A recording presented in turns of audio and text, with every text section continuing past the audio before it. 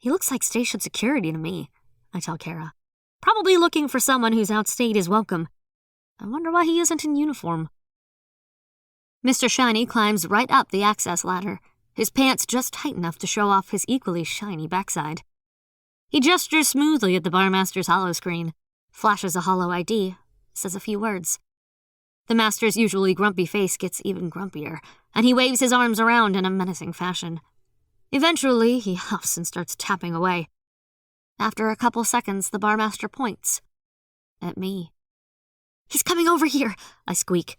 Kara rolls her eyes, jiggles the girls a little, and rubs a bit of whiskey between them. Completely distracted, I ask, "Did you just use your drink as perfume? Does that work?" "Hey, that was my drink!" I grab the glass and put it in front of me on the bar. "Mine's always the fullest," she says with a brilliant smile, and turns to watch Mr. Shiny in the mirror. Sometimes I wonder why I like her so much. "Triana Moore." His voice is smooth and shiny, too. Flipping his hand open, a holo ID appears for a second. It looks pretty official, but he snaps it closed before I can read anything. "I'm Special Agent O'Neill. I need to ask you a few questions about a confidential matter." I narrow my eyes and look him over, totally faking a cool I don't feel. He's tall. At least he's taller than me, and even better looking up close. "You'll need to transfer a copy of that ID to me. I didn't get a chance to properly read it," I say in my best upper-leb voice. Unfortunately, it comes out sounding like someone added helium to the station scrubbers. O'Neill stares at me as he flicks his hand open again and transfers the data without looking. His chocolate eyes look less melty, more like stone, or frozen chocolate. I could really go for some chocolate right now. My holo ring vibrates just as Kara decides it's time to jump in the game. She flicks a long lock of hair over her bronze shoulder and slowly rotates on her bar stool, giving the agent a multi-angle view of her, assets. "Maybe I can help you with a confidential matter," she says in her low, sultry voice. How does she make everything sound like a proposition? I let Kara do her thing and call up his ID. Standard station security ID, verified by the station OS. It lists his department and job title. Special Agent for the board. Holy Zark, this guy works directly for the station board of directors. I look up at him and compare his face to the photo. He's so naturally shiny that even his ID pic is good. Figures. It also lists his name.